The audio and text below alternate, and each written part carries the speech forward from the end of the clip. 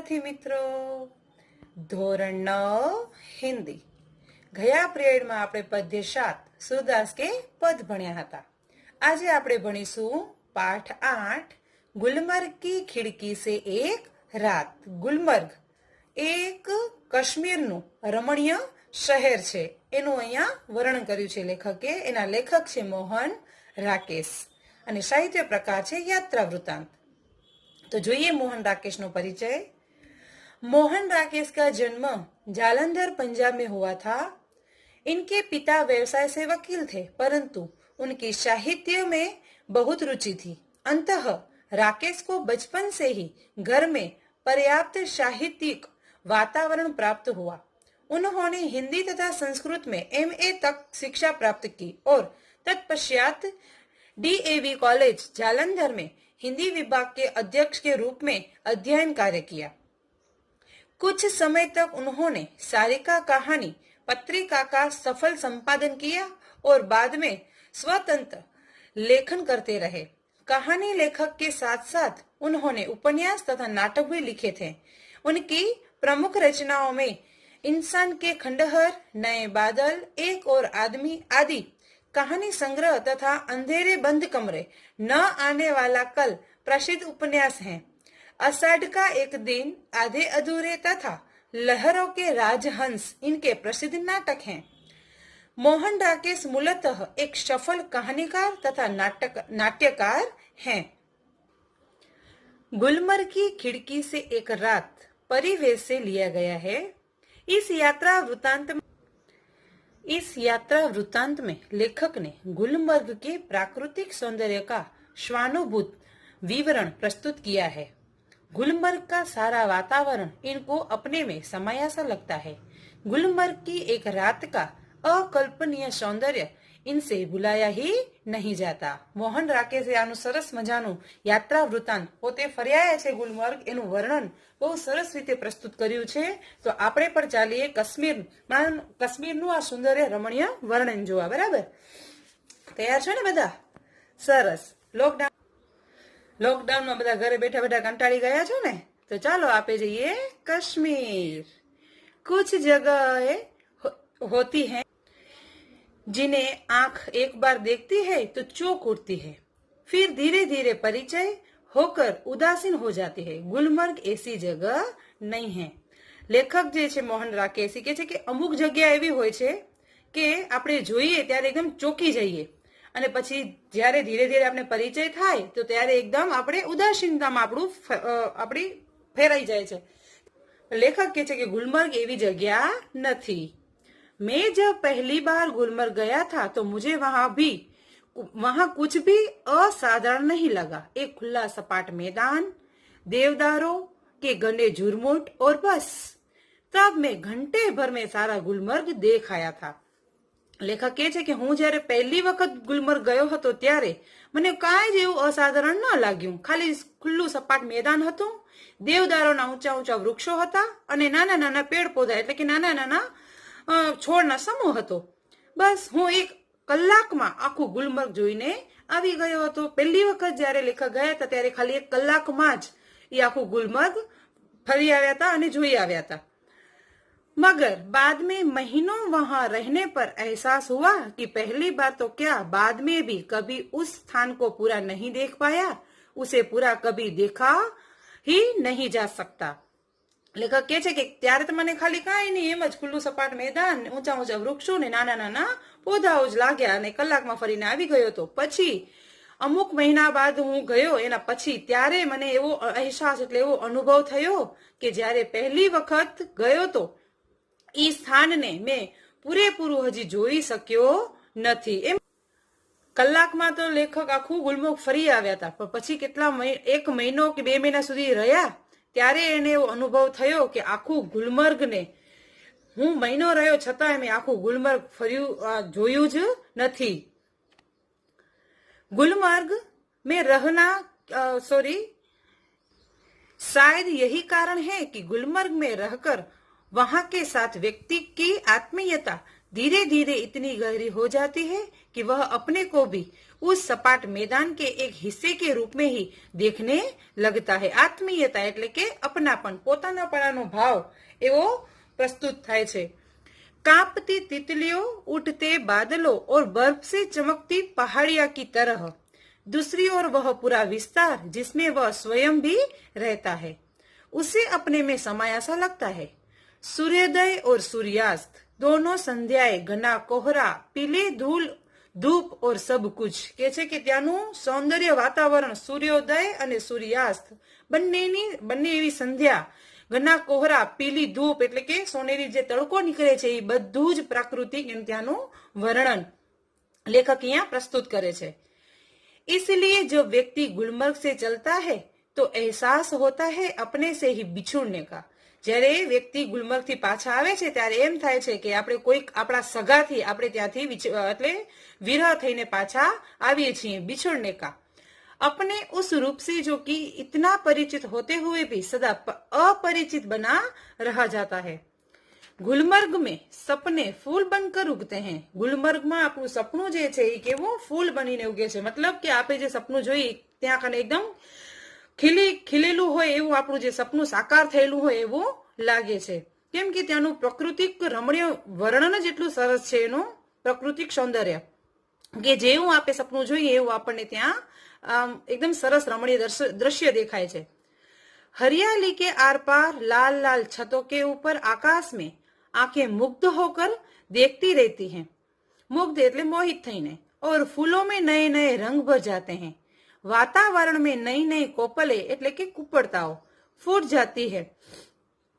आती हैं। हर क्षण एक नए अनुभव, नए रोमांच की सृष्टि होती है।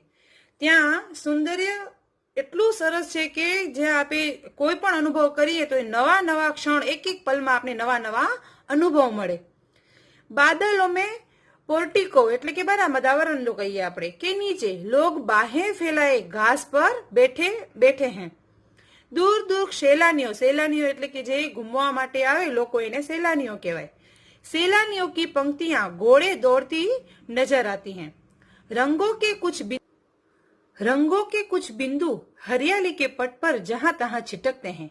सहसा प्रकाश से नन्ही नन्ही पारदर्शक बूंदें पड़ने लगती हैं। रंगीन बिंदुओं का पूरा विस्तार एक बार सिहर जाता है और अपने को समेटने लगता है। हरियाली का सपना कुहासे के फूल એટલે કોહરા નામનું એક ફૂલ છે તે फूल में बदल जाता है। मैदान सुरमई आभा ओढ़ लेता है। હવે લેખક અહીંયા કને ગુલમર્ગની પ્રાકૃતિક શોભાનું વર્ણન કરતા કહે છે કે ગુલમર્ગ જે છે એ એક ભરપૂર હરિયાળી છે। એનામાં ત્યાં લીલુંછમ ઘાસ છે, લાલ લાલ છતરી ઉપર હરિયાળી છે અને ઊંચા ઊંચા વૃક્ષને લીધે આકાશ પણ લીલુંછમ દેખાય છે। ત્યાં કને ઊંચા ઊંચા દેવદારોના વૃક્ષ છે એના કારણે આપણે આકાશ પર કેવું લાગે છે, લીલું લીલું દેખાય છે। હરિયાળીની વચ્ચે અવનવા રંગોના ફૂલો ખૂબ સુંદર લાગે છે। દરેક ક્ષણે એક નવો અનુભવ થાય છે અને નવા રોમાંચનું સર્જન થાય છે। લોકો લીલા ઘાસ પર બેસવાનો આનંદ લે છે અને પર્યટકો ઘોડે સવારીની મજા પણ માણે છે। પછી ત્યાં अब चारों तरफ धुंध ही धुंध है और बेबस होकर ફેલી પગદંડિયા। ધૂંધ હી ધૂંધ એટલે હવામાં ઉડતી ધૂળની ડમરીઓ હોય એટલે આછું આછું આપણે કરી નાખે એને ધૂંધ હી ધૂંધ। બેબસ એટલે લાચાર। પગદંડિયા એટલે કે લોકો દ્વારા ચાલવામાં આવેલા રસ્તો બનાવેલો હોય ને એને પગદંડી કહેવાય કે જ્યાં બે પગ વચ્ચે જ બે પગનો જ આખો એક રસ્તો બનાવવામાં આવે છે કે ત્યાં કને માણસ જઈ શકે, એને પગદંડી કહેવાય। कि पतली पतली नरम बाहें जब तक बादल बरसेगा वहां फैली रहेगी ऐसी ही कोमल विस्तृत और निडार। હવે લેખક અહીં ગુલમર્ગની સાંજનું વર્ણન કરતા કહે છે કે સાંજ થતા ગુલમર્ગમાં બરફ વરસવાનું શરૂ થઈ જાય છે। ધૂંધ હી ધૂંધ હવામાં જ્યારે ઉડતી ડમરીઓ હોય એના જેમ ત્યાં બરફ પણ વરસવા માંડે છે। એકદમ ઘાસ પર બેઠેલા ભાત ભાતના વસ્ત્રો પહેરેલા લોકો ઉઠીને ચાલવા માંડે છે। હરિયાળી ધુમ્મસથી ઘેરાઈ જાય છે। આપણે કેમ અહીંયા માક આવે ત્યારે એકદમ ધુમ્મસ થઈ જાય એવી જ રીતે ત્યાં સાંજનું વાતાવરણ હરિયાળી પણ એકદમ ધુમ્મસથી ઘેરાઈ જાય છે। મેદાન ઉપર અંધારું છવાઈ જાય છે।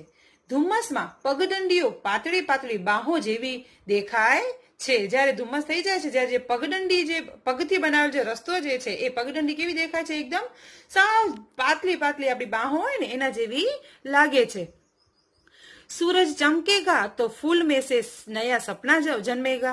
आकाश में बादलों के नन्हे नन्हे द्वीप, द्वीप એટલે ટાપુ, इधर उधर भटकते फिरेंगे.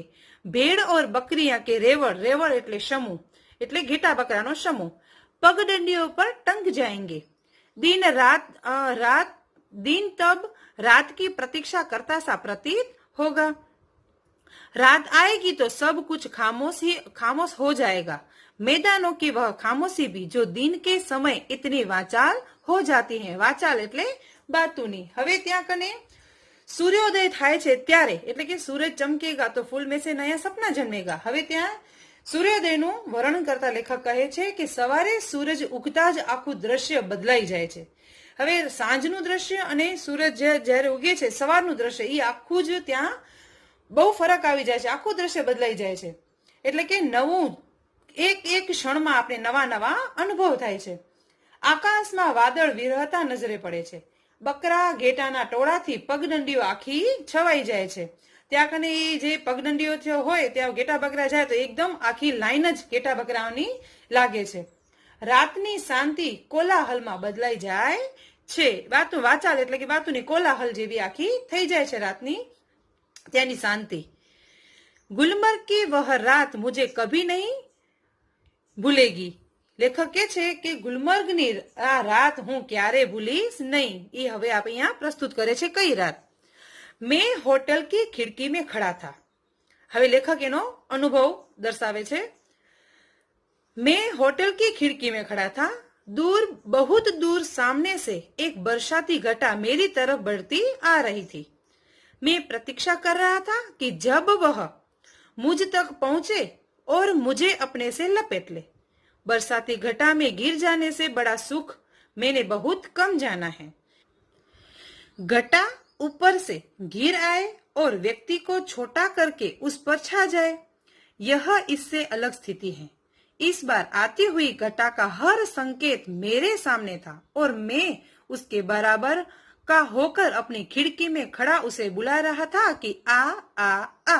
હવે લેખક અહીંયા કને રાતનો અવિસ્મરણીય અનુભવ કહેતા કહે છે કે એક રાત જ્યાં લેખક એક હોટલની બારી પાસે ઉભા હતા. દૂર સામેથી એક વરસાદી ઘટા તેમના તરફ આવી રહી હતી. હવે વરસાદનું વાદળું હતું એ લેખક તરફ આવી રહ્યું હતું. લેખક ઈચ્છતા હતા કે તે ઘટા તેમની પાસે આવી તેમને એનામાં લપેટી લે, એટલે કે એના ઉપર વરસી જાય. હવા તોફાની હતી અને વાદળોની ગર્જના પર વીજળી સાથે ચમકી રહી હતી. હવે વાદળું આવી રહ્યું હતું અને સાથે તોફાની હવા પણ હતી અને વાદળોની ગાજવીજ પણ ચાલુ હતી. વીજળીના ચમકારા થતા હતા. લેખક વરસાદી ઘટાનો આનંદ લેવા ઈચ્છતા હતા, પરંતુ તોફાન શમી ગયું અને લેખકની ઈચ્છા અધૂરી રહી ગઈ. હવે લેખકને એવું હતું કે વરસાદનું વાદળું જે છે, વરસાદી ઘટા એ મારા પર આવે અને મને એનામાં લપેટી લે, મતલબ કે એ મારા ઉપર વરસી જાય. પણ તોફાન વાદળું જે લેખક તરફ આવી રહ્યું હતું ત્યારે તોફાન એકદમ થમી જાય છે અને લેખકની ઈચ્છા તો એકદમ અધૂરી રહી ગઈ. એને બોલાવી રહ્યા હતા કે તું મારી પાસે આવ આવ આવ અને મને લપેટી લે. પછી ત્યાં તોફાન થમી જાય છે અને લેખકની આ ઈચ્છા અધૂરી રહી જાય છે. ત્યારે લેખક કહે છે કે મને આ રાતનો અવિસ્મરણીય અનુભવ હંમેશા યાદ રહેશે, હું એને ક્યારે ભૂલી શકીશ નહીં. तुझसे कमजोर नहीं हूँ. हवा तेज थी मगर घटा तेजी से बढ़ रही थी. हालांकि यद्यपि तूफान बहुत उठा हुआ था, बार बार जोर की गरज होती थी जिससे धरती और आकाश की सिराएं कांप जाती थी.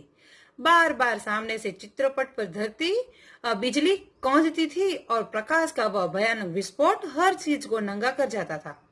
मैं खुश था कि थोड़ी देर में यह बूंदे मेरे ऊपर बरसेगी. बिजलियों का यह कहर એટલે કે અત્યાચાર मेरे ऊपर टूटेगा. मैं बाहें फैलाकर सामने से उसे अपने ऊपर लेने के लिए तैयार था. લેખકને એવું હતું કે મારા ઉપર વાદળું વરસશે, પણ એ વરસ્યું નહીં. मगर अचानक हवा रुक गई. बढ़ता हुआ तूफान वहां ठिठक गया એટલે કે रुक गया. और दूर ही पर कटे पक्षी की तरह दम तोड़ने लगा, એટલે मर जाना। बिजली की सांस रुकने लगी और मेरी भी, क्योंकि हवा ने रुक जाने से मुझे भी बहुत ऊंचे आसमान से नीचे आना पड़ा था। લેખકની ઈચ્છા હતી જ કે ના એ મારા ઉપર આવીને પડશે, પણ લેખકની આ ઈચ્છા પૂરી થઈ નહીં। એને એમ કે આ બધું મારી ઉપર આવી જશે। तूफान का जोम એટલે કે જોર ઉતર ગયા और उसके साथ ही मेरा भी। એને એટલા ખુશ હતા, એટલો આનંદ હતો કે મારા ઉપર આવશે ને મને લપેટી લેશે, પણ તૂફાન રૂકી ગયું। એવી રીતે લેખકનો શ્વાસ પણ ત્યાં રોકાઈ જાય છે, એટલે કે નિરાશ થઈ જાય છે। मैं उसके बराबर का कभी नहीं हो सका। लेखक कहे कि हूँ एना बराबर थई सक्यो नहीं। वे ऐसे क्षण थे जो जीवन में दो एक बार ही आते हैं। आ एवा क्षण छे कि जीवन में एक बे वार जेवा आवे, जो आपणे पकड़ी पाड़ीए तो एक क्षण आपणे आनंदथी जीवी सकीए छीए। गुलमर्ग में रहते हुए ऐसे क्षण हर किसी के जीवन में किसी न किसी रूप में अवश्य आते होंगे। तभी तो मुद्दत तक वहां रह चुकने पर भी कोई आकर्षक व्यक्ति को फिर खींचने वहां ले जाता है। वहां वरना वहां के क्या एक खुला सपाट मैदान जहां ज्यादा गोल्फ खेली जा सकती है। ત્યાં કને એ કહે છે કે ગુલમર્ગ એવું રમણીય સ્થળ છે કે આપણે આકર્ષક વ્યક્તિ તરીકે એકદમ આમ ખીચી લાવે છે એવું સ્થળ છે। નહીં તો ત્યાં શું છે, ખુલ્લું સપાટ મેદાન જ છે અને ત્યાં ગોલ્ફ રમવામાં આવે છે। ગોલ્ફ એવી રમત છે કે એક હોકી જેવી સ્ટીક હોય અને એને દડી સાથે રમાય खुला मैदाનમાં। व्यक्ति क्यों बार बार वहां जाना चाहता है? क्या गोल्फ खेलने के लिए ही?